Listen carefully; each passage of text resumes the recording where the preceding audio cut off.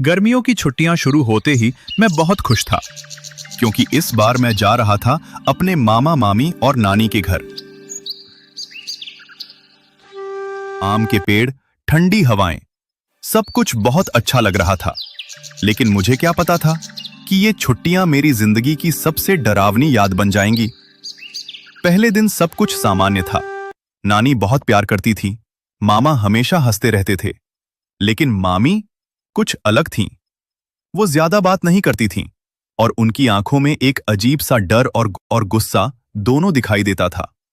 एक रात मैं पानी पीने उठा, तभी मैंने देखा मामी चुपके से घर के पीछे जा रही थीं। मैंने सोचा शायद कोई काम होगा, लेकिन जब मैं धीरे धीरे उनके पीछे गया तो जो मैंने देखा वो देखकर मेरे पैरों तले जमीन खिसक गई। मामी एक पुराने कमरे में गई जहां कोई भी नहीं जाता था, और वहां वो किसी से धीरे धीरे बात कर रही थी, लेकिन वहां कोई था ही नहीं। मैं डर गया।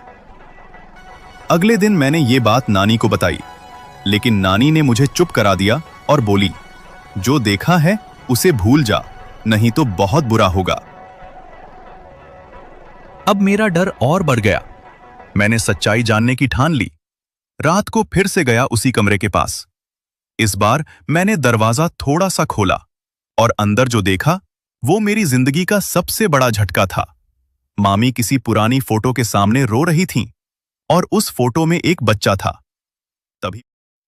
तभी पीछे से आवाज आई, तुम यहां क्या कर रहे हो? मैं घबरा गया। वो मामी थीं। मैंने हिम्मत करके पूछा, आप किससे बात करती हैं?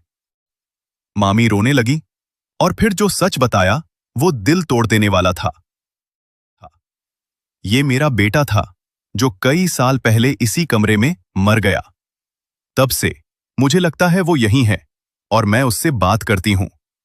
उस दिन के बाद मैंने मामी को कभी अलग नजर से नहीं देखा। अब वो डरावनी नहीं लगती थी, बल्कि एक टूटी हुई मां लगती थी। और मैंने सीखा, हर अजीब व्यवहार के पीछे एक दर्द छुपा होता है।